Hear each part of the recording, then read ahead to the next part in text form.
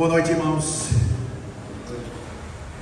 Bem-vindos mais uma vez. Lição número 3, estudo número 3, nesse estudo da realeza de Cristo e a realeza dos crentes, nossa própria realeza. Vamos começar com uma oração e pedir a bênção de Deus. Senhor Deus, nosso Pai Celestial, nós damos graças a Ti, Senhor, por mais uma oportunidade que nós recebemos de Ti para nos reunir, para falar sobre as coisas de Ti, para aprender mais e pensar mais e meditar mais sobre nosso Deus, nosso Senhor, nosso Salvador Jesus Cristo. Senhor, nós Te agradecemos pelo conhecimento que nós temos por causa da Tua revelação.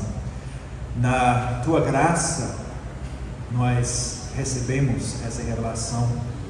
Não é que a gente estava procurando a Ti, mas foi o Senhor que Te revelou a nós, na Tua graça. E damos graças a Ti, Senhor, por isso.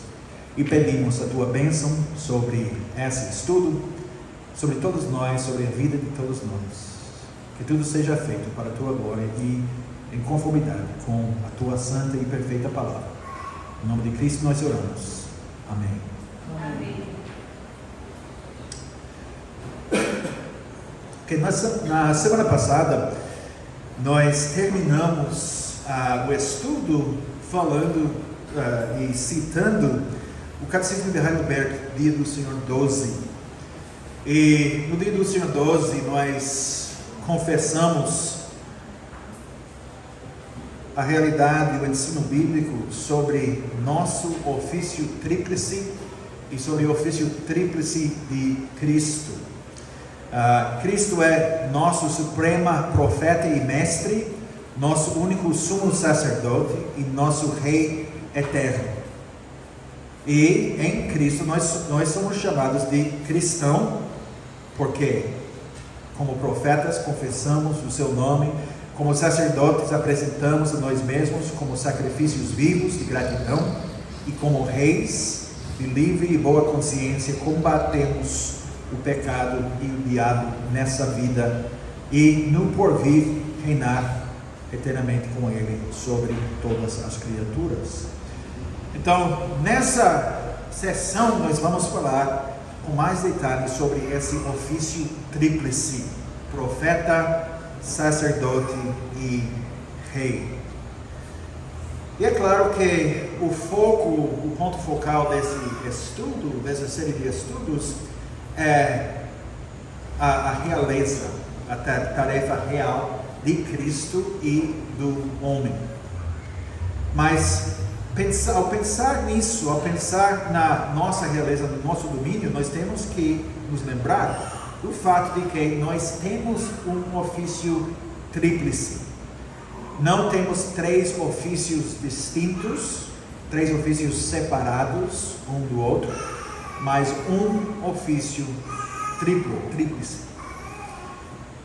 Na época da Reforma Protestante, foi especificamente Martim Lutero que redescobriu de novo o sacerdócio de todos os crentes. Eu acho que, se não me engano, eu acho que na minha primeira visita para cá, eu dei uma palestra sobre isso, o sacerdócio de todos os crentes na biblioteca, na livraria em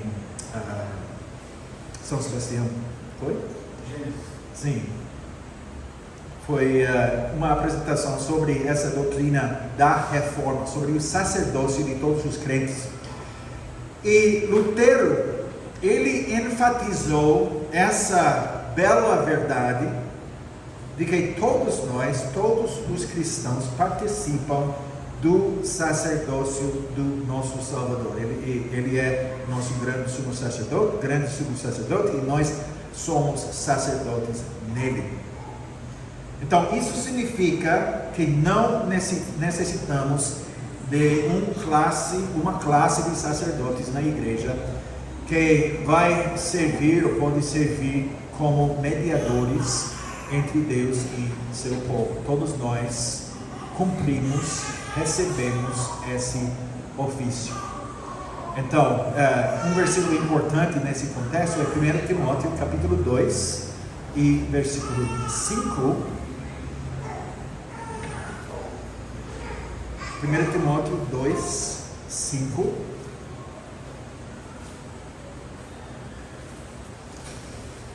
Que diz, primeira carta de Paulo a Timóteo, capítulo 2, versículo 5.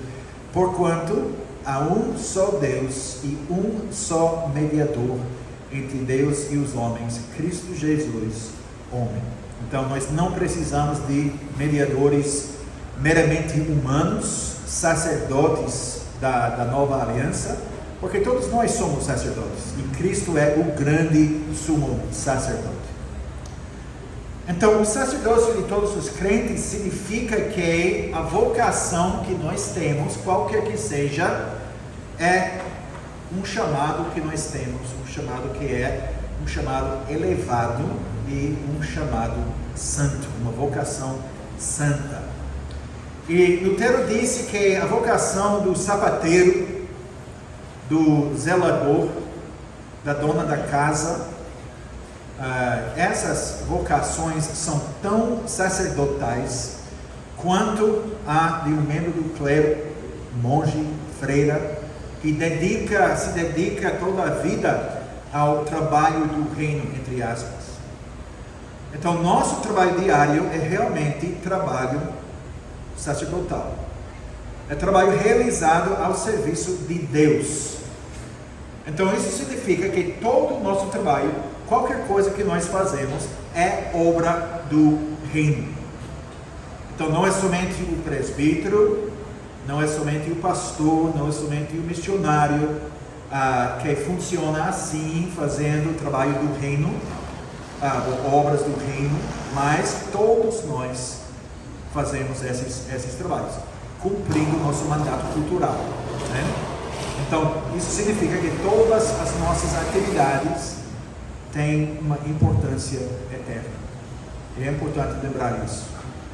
Então, trabalhar construindo móveis, trabalhando no banco, fazendo óculos, vendendo carros, fazendo drywall, vendendo picolé, sacolé,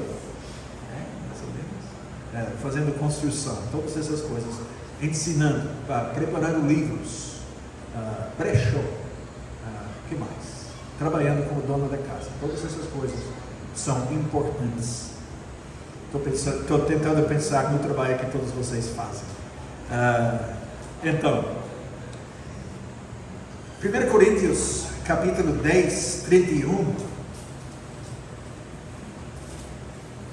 é um versículo importante nesse sentido, nesse contexto. 1 Coríntios 10, 31, diz: portanto, quer comais, quer bebais, ou façais outra coisa qualquer, fazei tudo para a glória de Deus. Quer comais, quer bebais, ou façais outra coisa qualquer.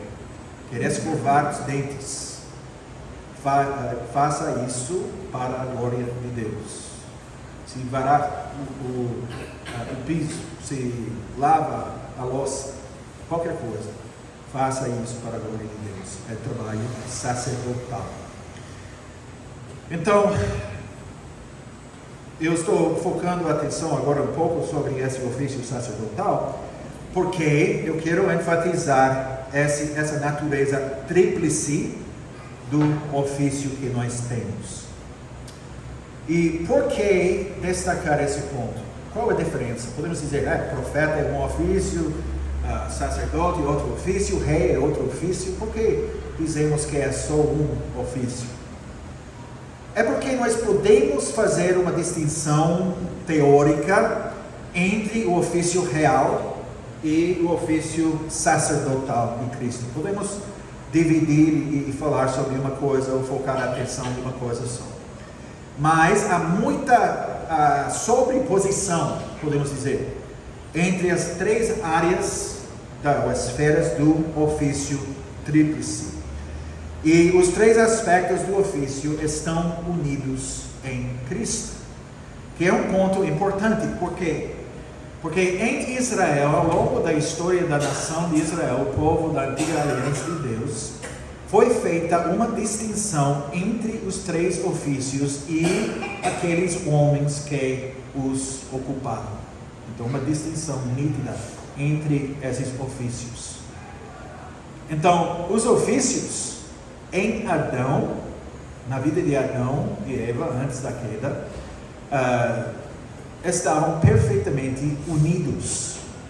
Adão e Eva serviram como profeta, rei e sacerdote. E também são restaurados, esses ofícios são restaurados como uma unidade em Cristo, por Jesus Cristo.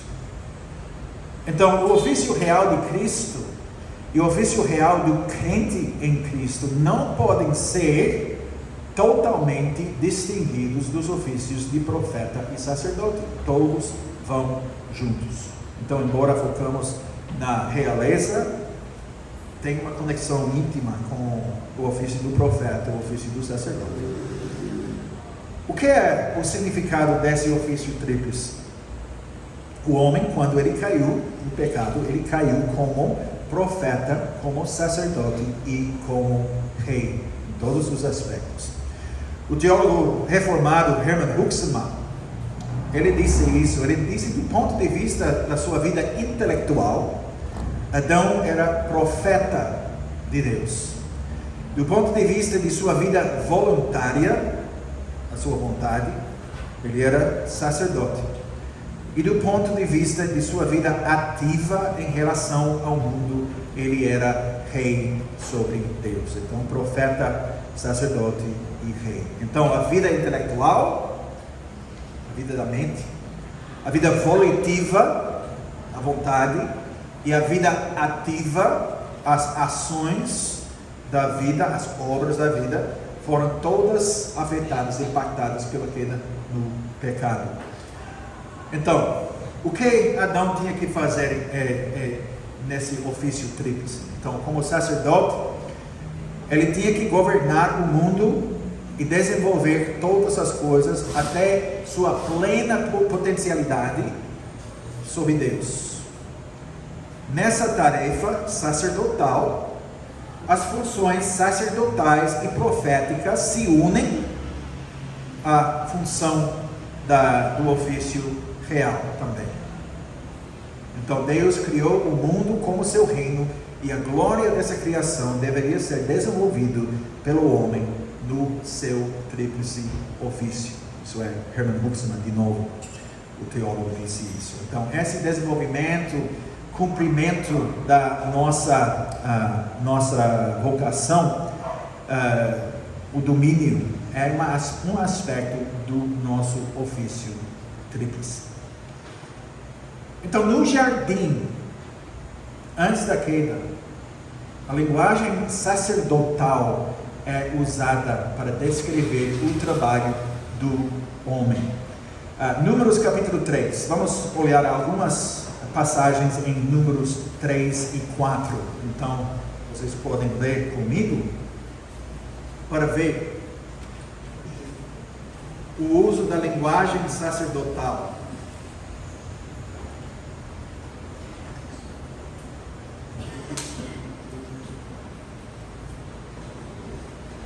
Em Números 3 e 4, há instruções para os levitas.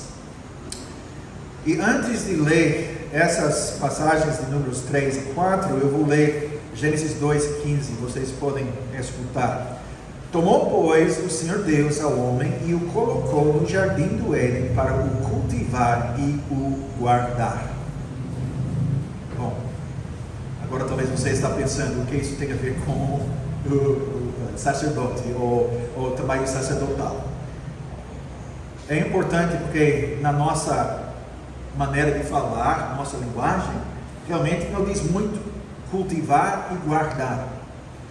Mas é importante destacar esse ponto, porque esses verbos, essas palavras de ação, são palavras sacerdotais, que falam sobre o ofício do sacerdote.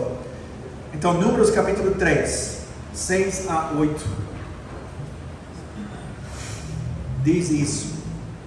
faze chegar a tribo de Levi e põe-na diante de Arão, o sacerdote, para que o sirvam e cumpram seus deveres para com ele e para com todo o povo diante da tenda da congregação, para ministrarem no tabernáculo. Terão cuidado de todos os utensílios da tenda da congregação e cumprirão o seu dever para com os filhos de Israel no ministrar no tabernáculo. Então, esses verbos, servir e ministrar, são palavras sacerdotais, mesmas palavras usadas para descrever o trabalho de Adão. Agora, Números 4, próximo capítulo, 23 e 24.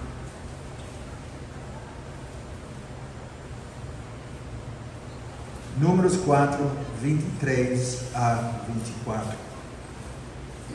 Da idade de 30 anos para cima, até os 50, será todo aquele que entrar nesse serviço, para algum encargo na tenda da congregação. É este o serviço das famílias dos gersonitas para servir e levar cargas. De novo, é o mesmo tipo de linguagem usado aqui. E versículos 27 e 28. Diz: todo o serviço dos filhos dos gersonitas, toda a sua carga, tudo o que devem fazer, será segundo o mandato de Arão e de seus filhos, e lhes determinareis tudo o que devem carregar. Este é o serviço das famílias dos filhos dos gersonitas na tenda da congregação. O seu cargo estará sob a direção de Itamar, filho de Arão, o sacerdote.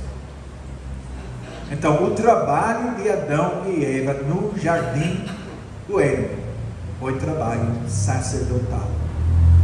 Então, o que isso significa? Isso significa que Adão era rei sacerdotal no jardim.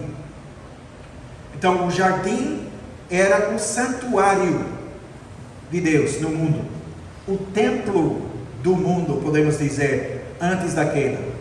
Temos que pensar no mundo antes da queda assim, essa estrutura.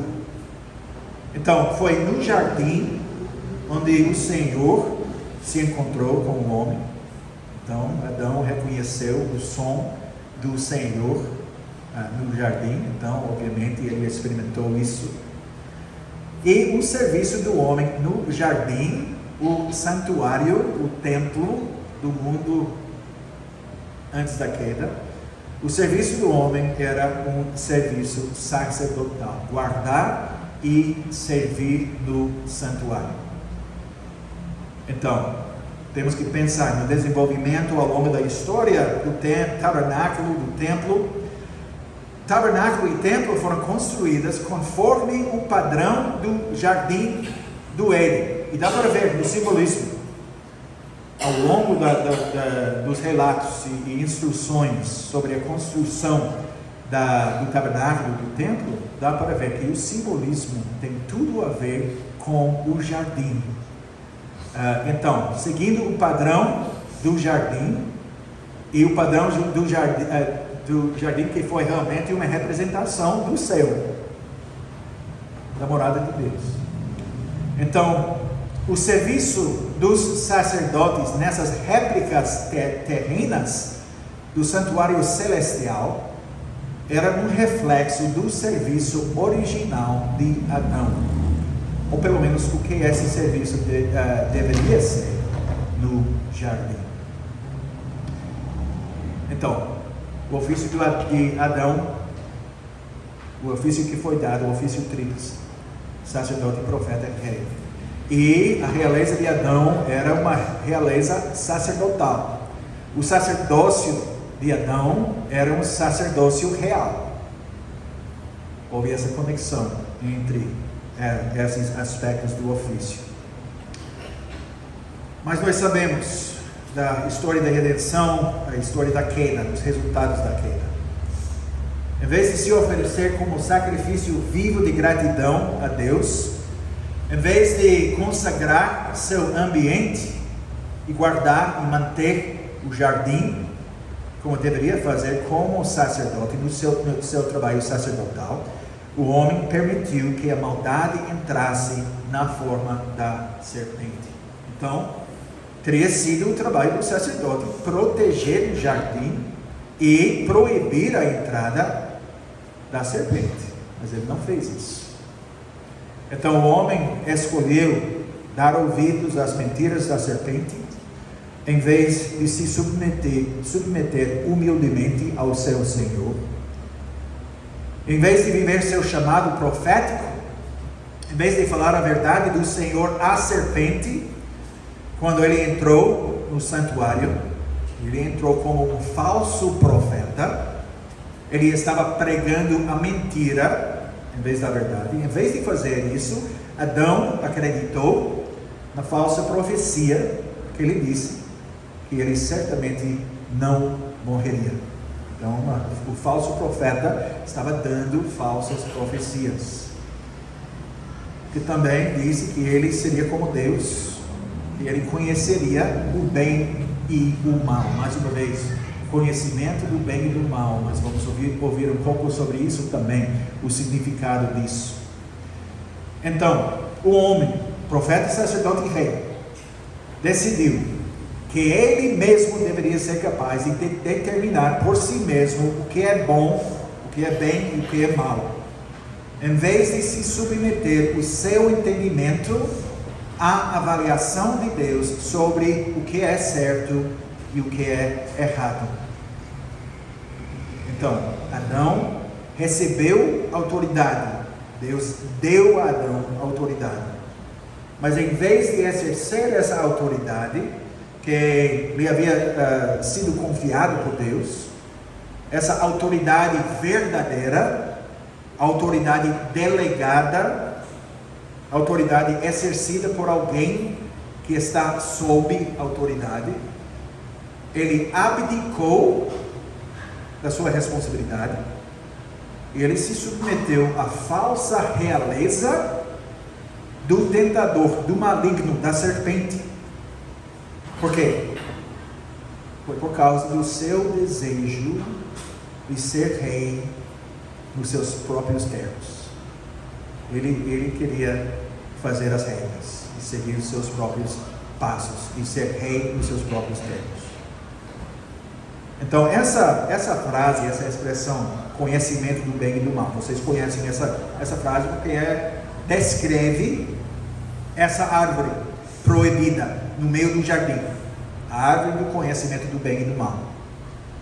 Essa frase, essa expressão é um termo real, é um termo que tem a ver com a realeza, com o ofício do rei. Então, como nós sabemos isso? Nós sabemos isso de várias passagens do Antigo Testamento, especificamente, mas em primeiro lugar, 1 Reis, capítulo 3 e versículo 9. E eu quero destacar, enfatizar esse versículo, porque eu acho que provavelmente a maioria de nós nunca pensamos nisso, o significado do conhecimento do bem e do mal, em termos reais, em termos da realeza. 1 Reis, capítulo 3, versículo 9.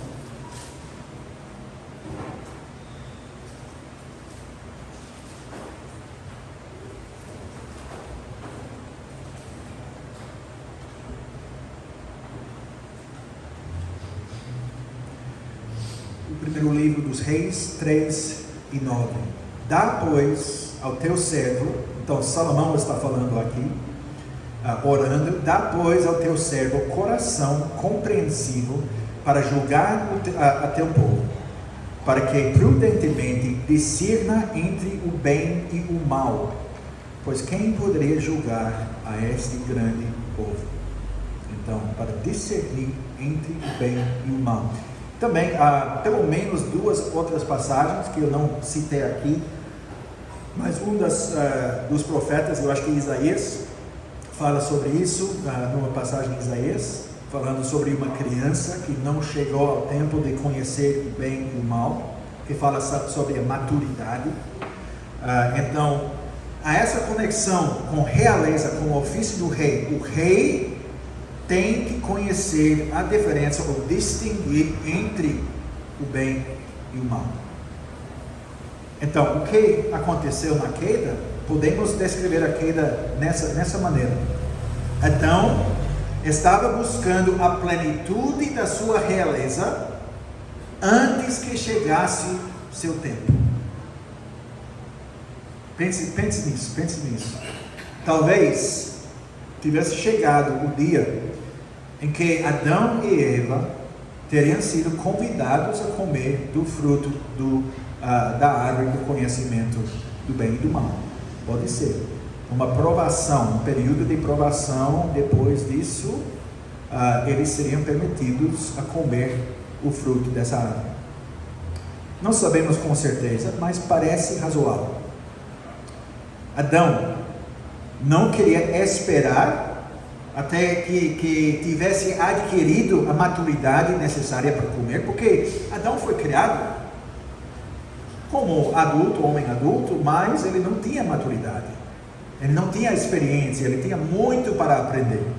Então ele tinha que crescer, se desenvolver. Ele não tinha maturidade. Então o que ele queria foi sua coroa, seu cetro e seu trono. E ele queria essas coisas agora. Por isso ele comeu o fruto. Então nós, no nosso catecismo, nós dizemos que a criação, a imagem de Deus, eu acho que é livro do Senhor 3, significa que somos criados em retidão e santidade. Retidão e santidade. Então são coisas necessárias para exercer domínio. Nossa criação é a imagem de Deus. Então a rebelião de Adão e Eva não significou a perda da imagem de Deus. Não é que o ser humano não é a imagem de Deus, não mais. Mas significou a desfiguração da imagem. Então, todo ser humano ainda é a imagem de Deus. Encontramos isso em Gênesis capítulo 9. Onde Deus fala sobre isso depois da queda. Então ainda nós somos, todo ser humano é a imagem de Deus. Por isso quem toma a vida de um homem vai ter a sua vida tomada dele também, porque na imagem de Deus o homem foi criado. Então a desfiguração dessa imagem aconteceu. E os resultados disso foram imediatos, foram terríveis. Ainda experimentamos esses resultados hoje. Embora muitos, nós sabemos, infelizmente, nesse mundo, muitos se recusam a reconhecer essa realidade. Muitos não têm ideia alguma de por que o mundo está do jeito que está. E, portanto, estão buscando as soluções nos lugares errados, buscando soluções para os seus problemas em lugares que não vão providenciar soluções, porque eles não entendem o que é o problema, em primeiro lugar.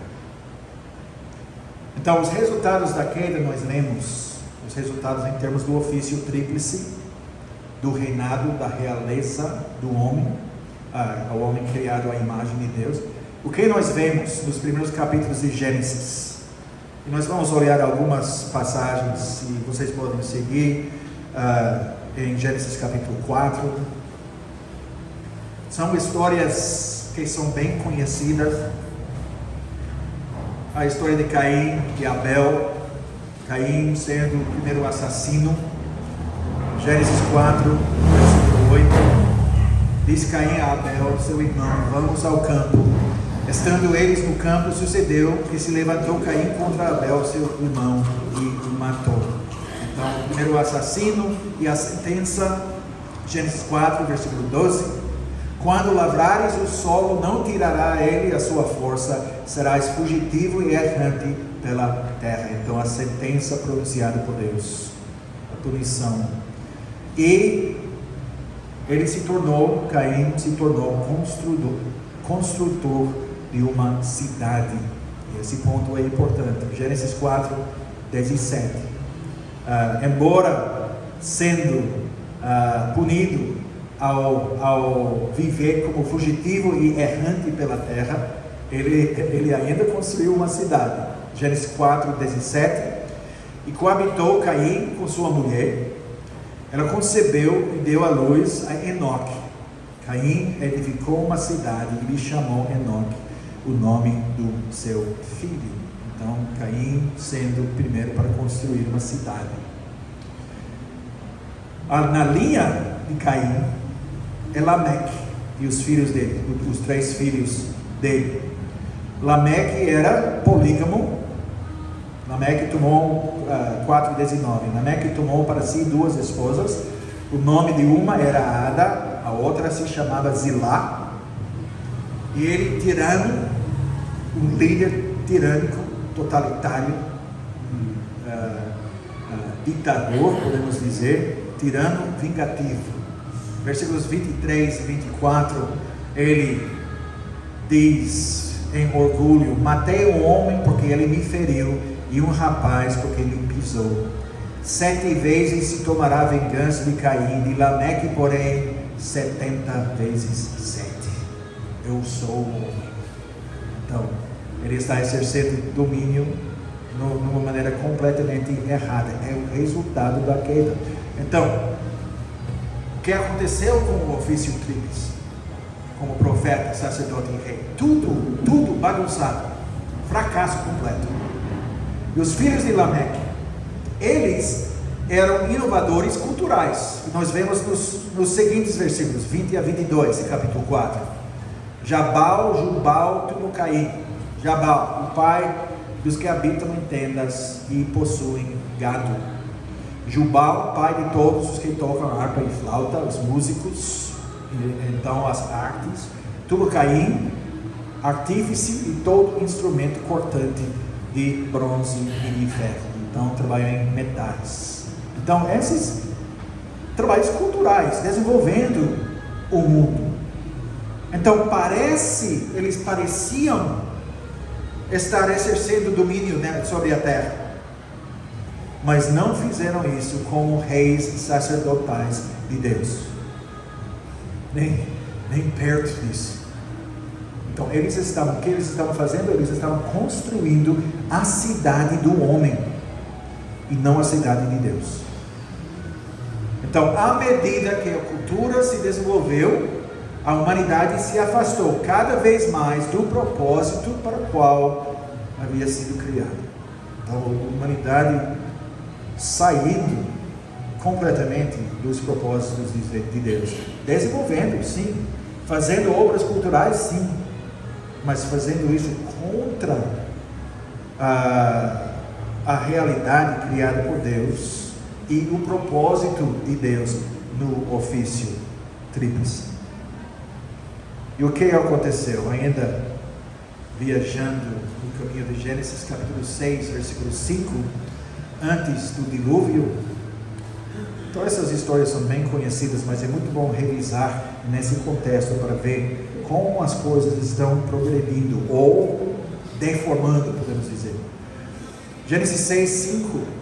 Viu o Senhor que a maldade do homem se havia multiplicado na terra e que era continuamente mal todo o desígnio do seu coração. Tudo errado, tudo manchado, tudo indo na direção errada, tudo oposto a Deus. A rebelião contra Deus foi completa. Mas em Gênesis 9 encontramos a renovação do mandato de domínio. Em versículos 1 e versículo 7 de Gênesis capítulo 9.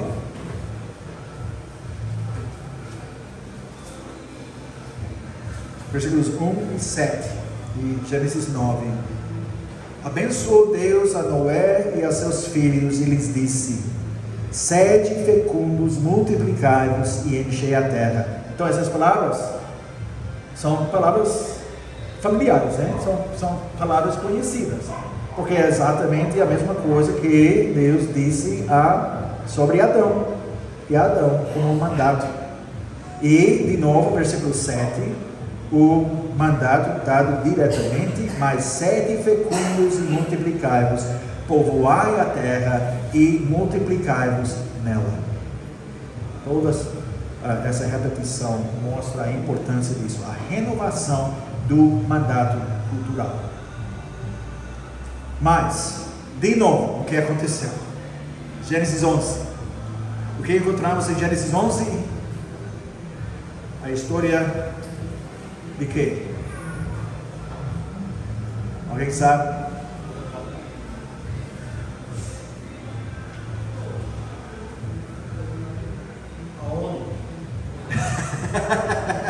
A história da ONU, exato, original. A história da nova ordem mundial, original. O início de todo aquele fracasso. Então, a ONU, a nova ordem mundial, Torre de Babel, Gênesis 11.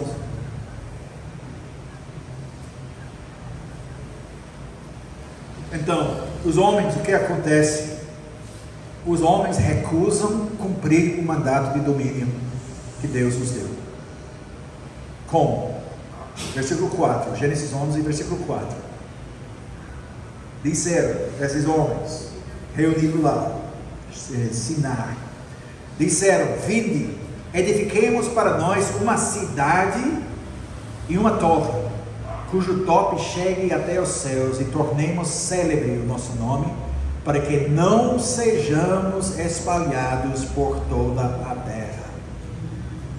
Deliberadamente, orgulhosamente, ousadiamente, dizendo: não, nós não vamos escutar, não vamos ouvir o que Deus tem para dizer, não vamos nos multiplicar e encher a terra, nós vamos seguir nossos próprios passos. Nós queremos a realeza, nós queremos o palácio do rei, essa torre. Não queremos essa realeza delegada. Queremos reinar em nossos próprios termos. Vamos desobedecer a Deus e vamos construir essa torre ao céu. E não vamos ser espalhados, porque não queremos isso, não é nossa vontade. Então, a deformação da realeza.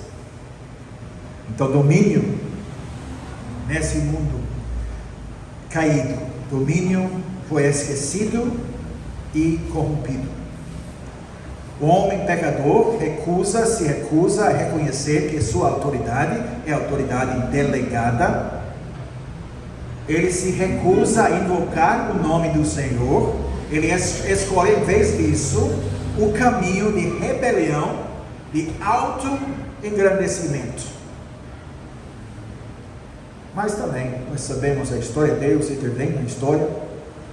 Ele está olhando, é bem engraçado como diz Deus, como se Deus fosse olhando do céu para ver o que os seres humanos estavam fazendo lá.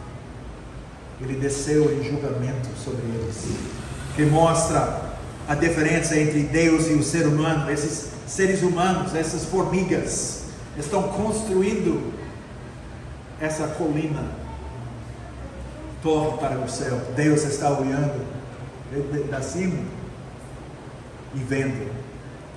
Então, ele intervém na situação. Ele confunde as línguas para forçar a humanidade a se dispersar e encher a terra, como ele comandou. Ele frustra os planos desses homens, desses guerreiros grandes, desses planos de implementar essa nova ordem mundial, essa primeira ONU. Deus chama Abraão, depois disso, para ser o pai do seu povo. Isso nos leva a Gênesis capítulo 12, versículo 3, onde a bênção é dada a Abraão. Gênesis 12, versículo 3, Deus diz para Abraão: abençoarei os que te abençoarem, e amaldiçoarei os que te amaldiçoarem. Em ti serão benditas todas as famílias da terra. Então Deus faz um pacto com Abraão. Abraão crê em Deus e ele serve. Como ele serve? Ele serve como rei, profeta e sacerdote. Mas ele não poderia cumprir esse ofício tríplice perfeitamente. Mas ele era um homem justo, reto, homem de fé, nosso pai na fé. Ele se tornaria o pai da nação de Israel, e por meio dessa nação a salvação viria ao mundo pela graça de Deus. Então, como Deus disse em versículo 3 de Gênesis 12, em ti serão benditas todas as famílias da terra. Ele cumpriu essa profecia. Então, mas o que era necessário? Era alguém que cumprisse esse tríplice ofício perfeitamente. Alguém que pudesse servir e ser o novo Adão, o novo chefe, o novo cabeça da aliança. Alguém que pudesse restaurar no homem o que havia sido perdido na queda, que pudesse remover a alienação entre ele, entre o ser humano e Deus. E nós sabemos quem é? É Cristo Jesus, o filho de Abraão, filho de Adão, filho de Deus. Mas ainda estamos seguindo os passos, hein? Não chegamos a Cristo ainda. Nós vamos chegar lá.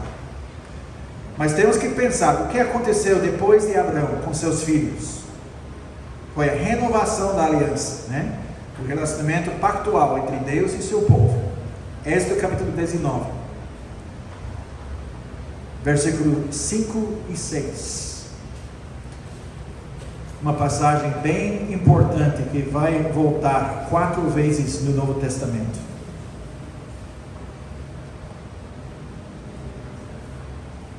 Êxodo 19, 5 a 6. Agora, pois, se diligentemente ouvirdes a minha voz e guardardes a minha aliança, então sereis a minha propriedade peculiar dentre todos os povos, porque toda a terra é minha. Vós me sereis o quê? Reino de sacerdotes e nação santa.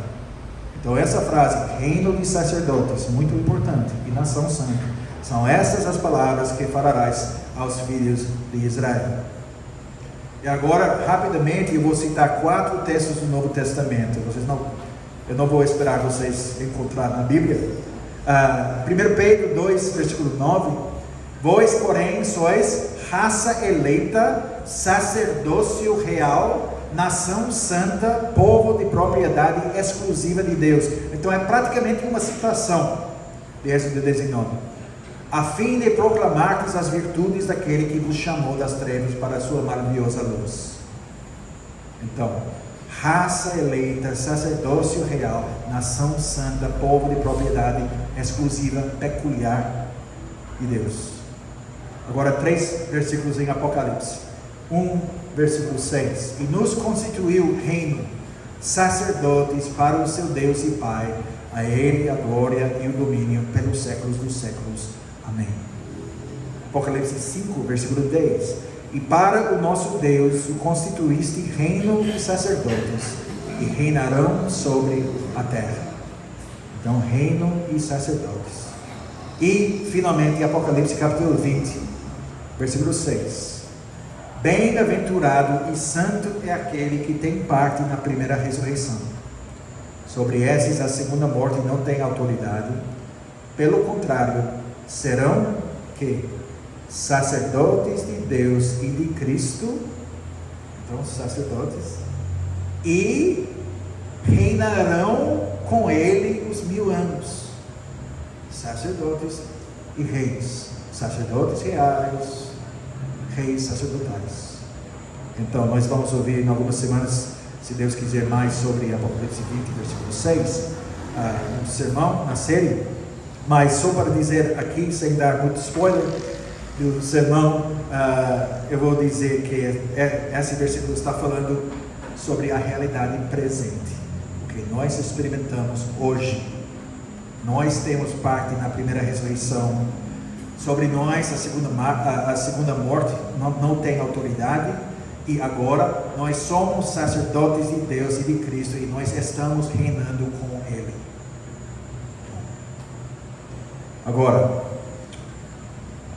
temos alguns minutos, sim, vamos chegar ao fim dessa parte. Agora nós temos que pensar, então, esse ofício tríplice, temos que pensar na distinção feita sob a antiga aliança.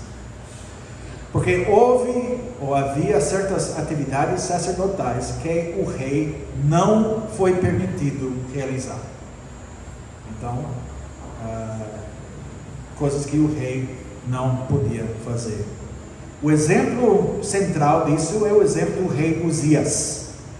Em 2 Crônicas, capítulo 26, e versículos 16 a 21. 2 Crônicas 26, 16 a 21, que mostra a proibição de certas atividades na parte do rei, em termos do sacerdócio, mostrando a separação, a distinção entre esses dois ofícios sob a antiga aliança, que é um ponto importante nos lembrar quando pensamos na renovação ou combinação de novo de todos os ofícios numa pessoa só, que é em Cristo, que faz dele uma pessoa bem única, e talvez e também nós. 2 Crônicas 26, 16 a 21. Mas havendo-se já fortificado, exaltou-se o seu coração para a sua própria ruína, e cometeu transgressões contra o Senhor seu Deus, porque entrou no templo do Senhor para queimar incenso no altar do incenso. Proibido fazer isso. Porém, o sacerdote Azarias entrou após ele com 80 sacerdotes do Senhor, homens da maior firmeza, e resistiram ao rei Uzias e lhe disseram: a ti, Uzias, não compete queimar incenso perante o Senhor, mas aos sacerdotes, filhos de Arão, que são consagrados para este misto. Sai do santuário, porque transgrediste. Nem será isso para a honra tua da parte do Senhor Deus. Então, Uzias se indignou, tinha o incensário na mão para queimar incenso. Indignando-se ele, pois, contra os sacerdotes, a lepra lhe saiu na testa perante os sacerdotes, na casa do Senhor, junto ao altar do incenso. Então, o sumo sacerdote Azarias e todos os sacerdotes voltaram-se para ele, e eis que estava leproso na testa, e apressadamente o lançaram fora. Até ele mesmo se deu pressa em sair, visto que o Senhor o ferira. Assim, ficou leproso o rei Uzias até o dia da sua morte, e morou, por ser leproso, numa casa separada, porque foi excluído da casa do Senhor. E Jotão, seu filho, tinha a seu cargo a casa do rei, julgando o povo da terra. Então, essa palavra, esse verbo julgando o povo, fala também é linguagem real, falando sobre o trabalho do rei. Então, houve essa distinção, sim, entre o ofício do rei e do sacerdote. Mas, parece que sempre há um mais. Mas, temos que olhar a 2 Samuel 6, 13 a 14. 2 Samuel 6, 13 e 14.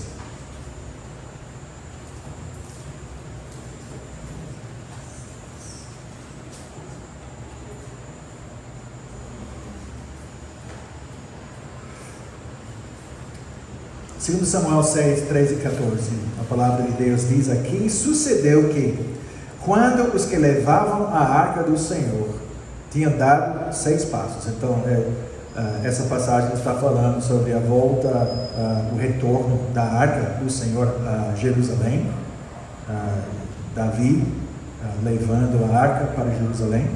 Então, quando os que levavam a arca do Senhor tinham dado 6 passos, sacrificava ele quem? Davi, bois e carneiros cevados.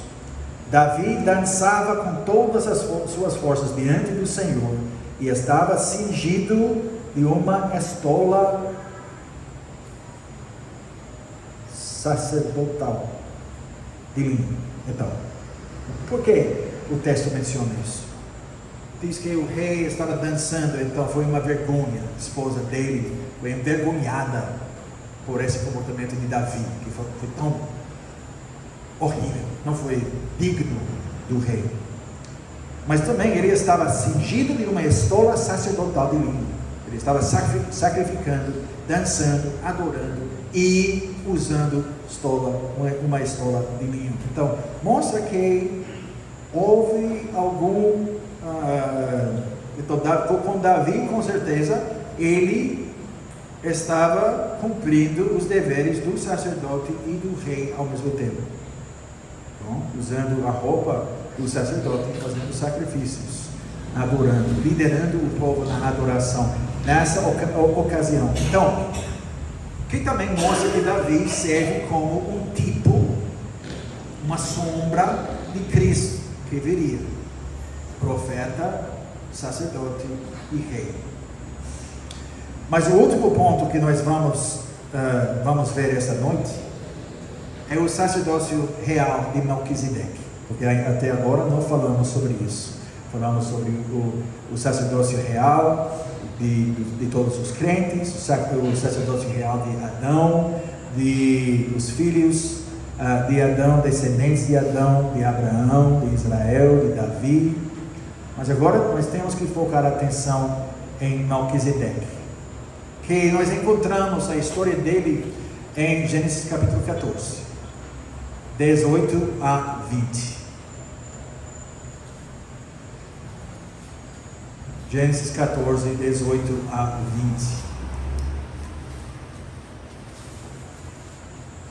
A história tão estranha, tão interessante, que é uma história tão breve, mas tem uma importância tão grande. Gênesis 14, 18 a 20. Melquisedeque, rei de Salém, trouxe pão e vinho. Era sacerdote do Deus Altíssimo. Abençoou ele a Abraão e disse: bendito seja Abraão pelo Deus Altíssimo, que possui os céus e a terra. E bendito seja o Deus Altíssimo, que entregou os teus adversários nas tuas mãos. E de tudo lhe deu a Abraão o dízimo. Então, todo o aspecto dessa pequena história volta no Novo Testamento.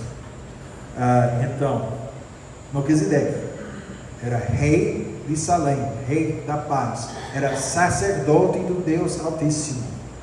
Ele abençoou, ele deu uma bênção. Então, mostrando, profeta, rei, sacerdote, proclamando a palavra de Deus, do Deus Altíssimo. Mas ele volta, nós sabemos, num dos salmos. Qual salmo?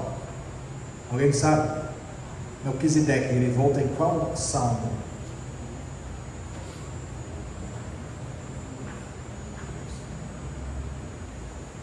Salmo 110. Salmo 110.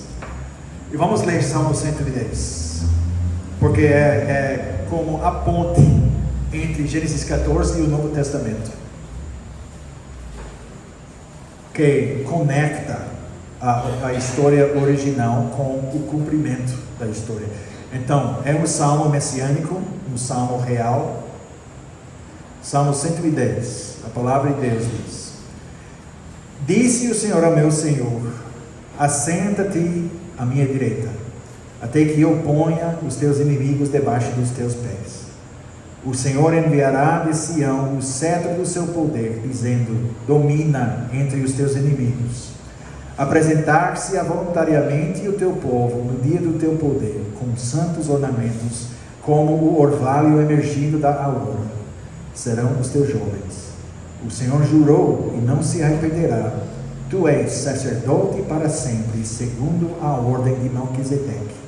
O Senhor à tua direita, no dia da sua ira, esmagará os reis.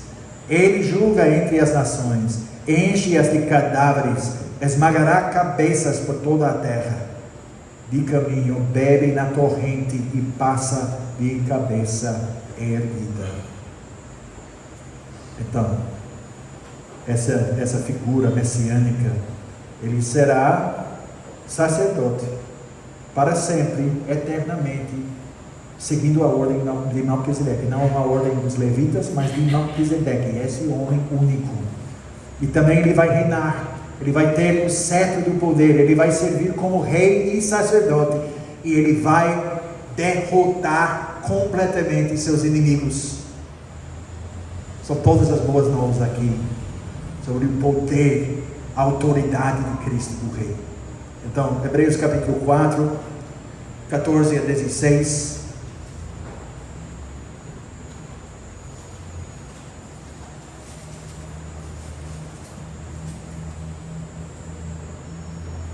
Hebreus 4, 14 a 16.